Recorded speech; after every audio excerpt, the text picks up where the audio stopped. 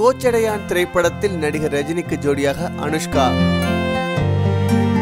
Eros international தயாரிக்கும் திரைப்படம் கோச்சடையான். இது ஒரு 3D அனிமேஷன் மூவி. இந்த படத்துல ரஜினிகாந்த் ஹீரோ நடிக்கிறாரு. படத்தோட கதை, திரைக்கதை, வசனம், இயக்கம், மேற்பார்வை இயக்குனர் KS ரவிக்குமார் மேற்கொள்றாரு. இந்த கோச்சடையான் திரைப்படத்தை ரஜினிகாந்தோட இளைய மகள் சௌந்தர்யா ரஜினிகாந்த் இயக்க போறாங்களாம். இந்த படத்தோட வேலைகள் மும்முரம் நடந்துட்டு இருக்கு. வருகின்ற ஆகஸ்ட் மாதம், அதாவது 2012 ஆகஸ்ட் மாதம் படத்தை வெளியிடணும் அப்படிங்கிற கான்செப்டோட சீக்கிர வேலைகள் போய்கிட்டு இருக்கு. இந்த படத்துல ஹீரோனா நடிக்க போறது அனுஷ்காவாக இருக்கலாம் அப்படின்னு சொல்றாங்க.